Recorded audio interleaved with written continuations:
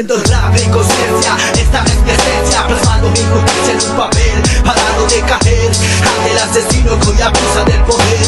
Maneja los medios para no dejar de ver, así que apaga la TV y anda pa' fuera. ¿Qué esperas? Reclama tus derechos de cualquier manera. Hazlo por ti, por tus hijos, por tu futura familia. Mi pueblo, mi nación hoy vive en represión. Más de 500 años vuelta fuera, resiste sin temor.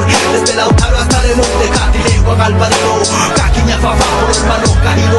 Así que salgamos a la calle, hagamos ruido. Demostremos en este puto gobierno que no estamos dormidos, que el Gualmapu sigue fuerte más que nunca, sigo unido.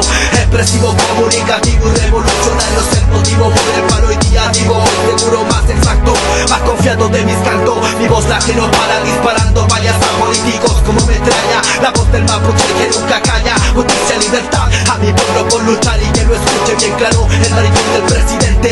Nunca la nación se rendirá. Lucharemos por ver en libertad. Nuestro mapu libre invasores algún día quedará.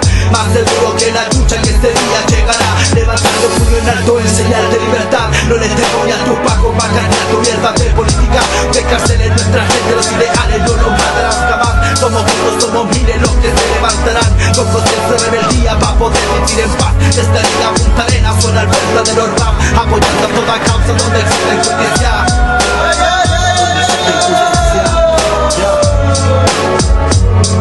Esta es nuestra tierra, peñina bien, de todos los que sembramos semillas de bien. Así es, de todos los que ponemos un pie en la lucha para defenderla. Intro, filmoye, kata, ima, puñuque, amuliaín, guayche, peñeín. Esta solo estás aquí, a veces para avanzar hay que nadar en contra la corriente y no echarse a morir. Revuelto allí con puches, sigamos unidos para que se respete el derecho de vivir tranquilos.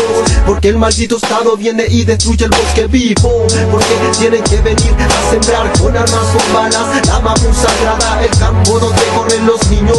¿Cuál es el futuro que espera un gobierno asesino? Lo digo sin sigilo, no callo lo que pienso, amigo mío. Solo así dejamos una huella en este camino y que quede bien marcada como lo hicieron los Wifi que antiguo.